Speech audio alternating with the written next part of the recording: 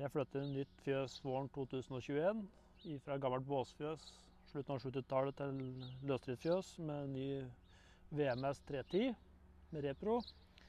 Og overgangen var fra å legge seg hver kveld og stiv og støl i kroppen til å kunne ha en mye mer behagelig hverdag. Tida jeg bruker i fjøset er jo egentlig samme, men minutt per dyr er betraktelig kortere, og man får et mye mer større overblikk over drifta og får en mer solid drift. Ja, da vi satte inn robot, så valgte jeg å sette inn repro.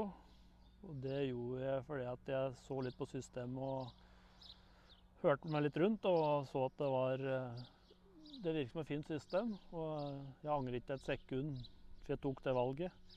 For du ser det at nå får jeg oppdage brunsten mye tidligere opp til laktasjon. Jeg har mye mindre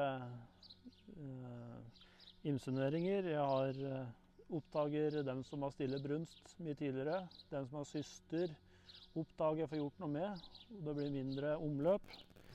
Og jeg trenger ikke å slakte så mye dyr som ikke tar seg.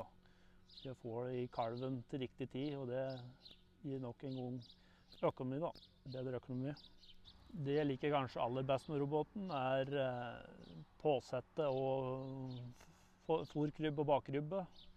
Og når jeg har for eksempel en ny kvige som ikke har vært i roboten for ikke mjølke seg før, så er det bare å få inn roboten, og roboten lærer seg juret satt på som den skulle satt på 100 ganger tidligere.